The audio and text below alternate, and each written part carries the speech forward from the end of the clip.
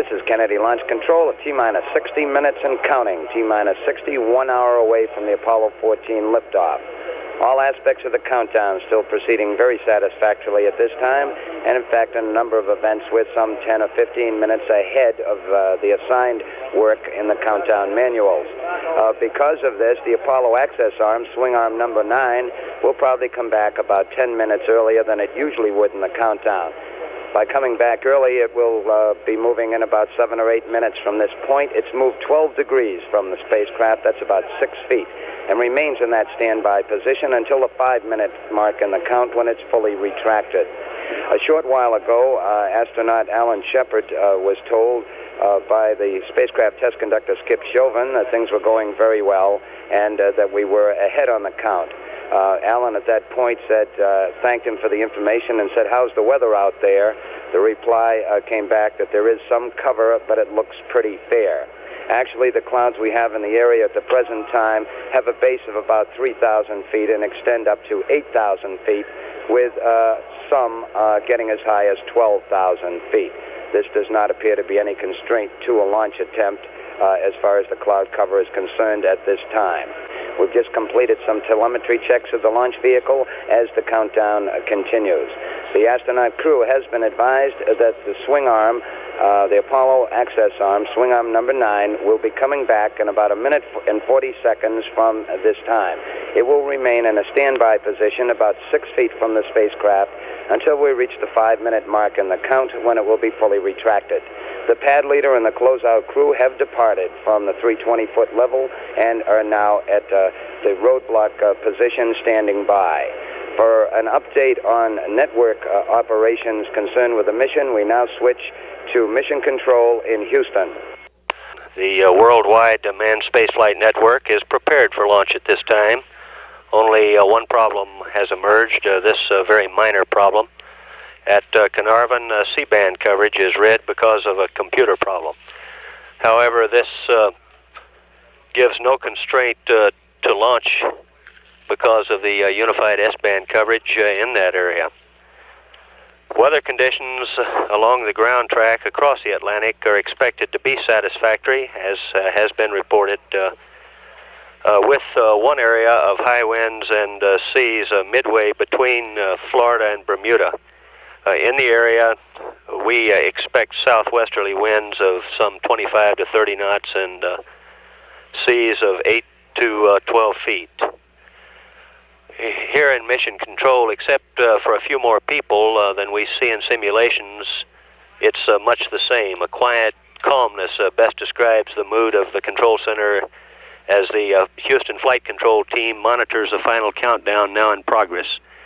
However, in less than an hour, the atmosphere here will change when the control of the flight switches to Houston. Our flight director today, Pete Frank, will be calling for rapid status reports from each member of his team throughout the booster-powered phase of flight. Over what is known as the flight director's loop, we expect to hear a great deal from a gentleman named Dave Reed, our flight dynamics officer, and Frank Van Rensselaer, the booster systems engineer, since they will be monitoring the crucial trajectory and launch vehicle data. And as the astronauts were alerted, it did occur. The Apollo access arm now has been retracted and is in the standby position. As soon as the arm is retracted, the pyrotechnic systems within the spacecraft are armed.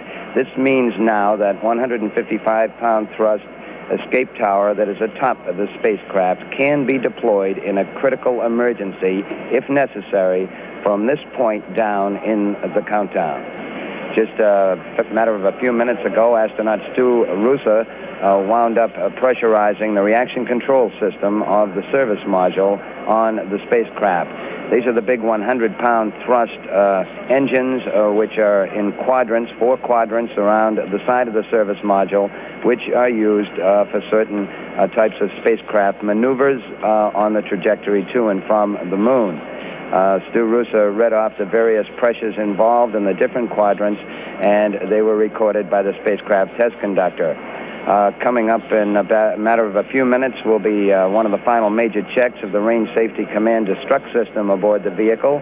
These are the destruct packages in each of the stages, which would be initiated in the event the vehicle veered violently off trajectory and could be a danger to anyone or anything below. Of course, before destruct action would ever occur, the escape tower first would be triggered on the spacecraft to successfully separate the astronauts from the vehicle in trouble. We are proceeding satisfactorily with Apollo 14. Just as this announcement began, we began a key test here in the firing room, a power transfer test in which we switched from the external power on the vehicle to the batteries in each of the 3 stages and the instrument unit of the Saturn V. This test is in progress at this time. After we are assured that all batteries are operating satisfactorily, we will return to external power in order to preserve the power of those batteries for the actual powered phase of flight. We actually will return to internal power at 50 seconds in the countdown. The astronauts standing by in the spacecraft at the 320-foot level at Launch Pad A, they're about 10 minutes ahead in their work, and they have finished up the pressurization of the reaction control system of the Apollo spacecraft.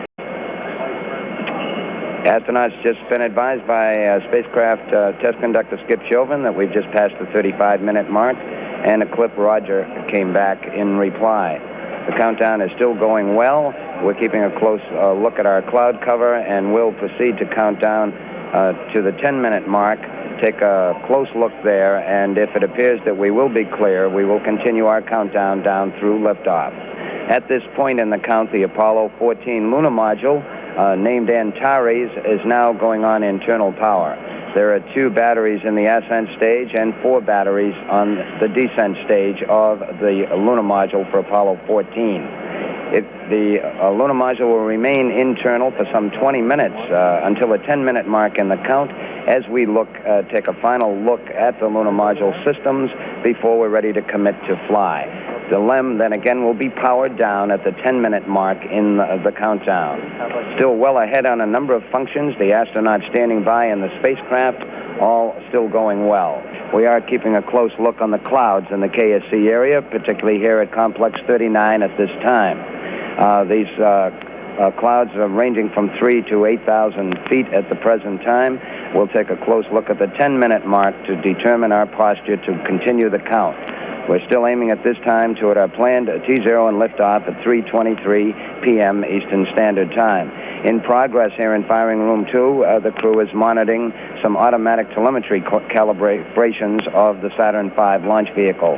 This is to assure that we are properly calibrated to receive the in-flight information during the powered phase of the mission. Just a matter of seconds ago, the spacecraft commander, Alan Shepard, was advised of the status of the count at 24-minute mark. Shepard reported back, he said it's rather quiet out there, and he was informed it's quiet because things are going so well. He was referring to the communications circuit he's on. He said, I'm glad to hear that. The Vice President of the United States, Spiro Agnew, and their Royal Highnesses, the Prince and Princess of Spain, have arrived at the viewing site at this time.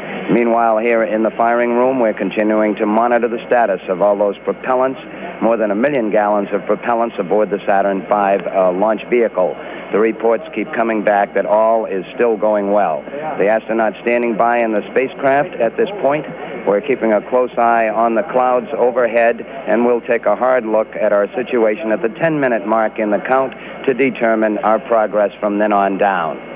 Starting at this point, the astronaut crew is going to be quite busy in the spacecraft as the Apollo 14 spacecraft goes on full internal power. This is the full internal power of the fuel cells. Up to this time in the countdown, we've been sharing the load, so to speak, with an external power source along with the fuel cells. As we go on internal power, the lunar module pilot, Ed Mitchell, will give readouts to the spacecraft test conductor on how the power situation looks. Spacecraft Commander Alan Shepard will also give some final readouts on the stabilization and control system of the Apollo spacecraft. Both Shepard and Stu Roosa will arm the rotational hand controllers that are on their armrests in the cabin. We'll take a close look at the clouds at the 10-minute mark in the count to determine our posture for proceeding with the countdown. If a hold is required, it could occur about 2 minutes from this time. We'll stand by for further reports. In the meantime, the Apollo 14 flight crew have completed some checks on what's called the Astrolaunch circuit. This is a special radio frequency circuit used by the spacecraft communicator, the launch operations manager, and the spacecraft test conductor to advise the astronauts of abort conditions. This is Kennedy Launch Control. We are now advised that we will hold for weather. We will hold the countdown at the 8-minute mark in the count. We have had an aircraft aloft in the area during the whole progress of the final countdown, and we were advised at the 10-minute mark in the count that it appeared that one particular cloud cell coming across the Indian River, that is coming west over the launch pad area, appeared to have rain in it and some potential, and it was reaching up to altitudes of some 15,000 feet. As a result, the launch director, Walt Caprian, determined that we should hold. We're going to remain in this posture at approximately the 8-minute mark to try to be no more than some 10 minutes away from a launch attempt, as long as this is possible. We are going to be advised by the flying aircraft of conditions and hopefully be able to get a forecast that things will look better in 15-minute increments. That is, when we get a go from the aircraft, we would be able to launch some 15 minutes later. So we do not have a firm estimate at this time. However, the aircraft commander has advised that he feels he will be able to give us one in a short while. That is our situation, standing by at 8 minutes and 2 seconds and holding. The Apollo 14 crew has been advised. They're also standing by in the spacecraft. It is possible we may get some rain in the area shortly from this same cloud cell that we were concerned about for the launch attempt. Skip Joven has just asked Lunar Module pilot Ed Mitchell to bring on the tape recorder on board the spacecraft. We're at 2 minutes, 46 seconds and counting. As we're on the automatic sequence, the various tanks in the Saturn V launch vehicle, those propellant tanks in all 3 stages begin pressurizing so that the propellants can be forced into the engine chambers at the appropriate time.